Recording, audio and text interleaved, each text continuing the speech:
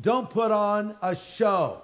Don't do it in a way to draw attention to yourself. And your Father who sees you in secret will reward you openly. God watches us wherever we go. He's aware of whatever we do, wherever we are. Do you think when you turn off the lights, God doesn't see?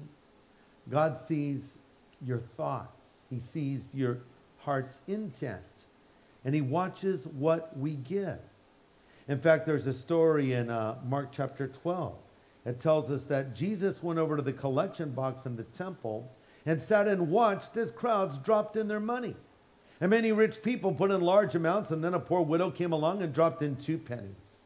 He called his disciples and said, I assure you this poor widow has given more than all the others have given, for they gave a tiny part of their surplus, but she, as poor as she is, has given everything she has. I find that interesting that it says that Jesus went over to a collection box and sat and watched. It doesn't say that he was just noticing casually. He actually went over and parked himself right by that offering box and watched people give and observed what they did. And he commended the woman.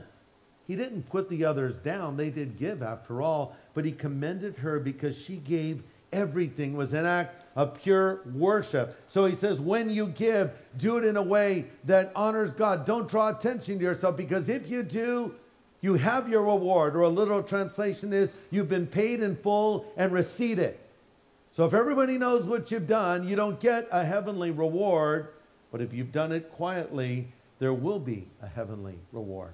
Here's a way to sum it up. Listen, if we remember, God will forget. But if we forget, God will remember.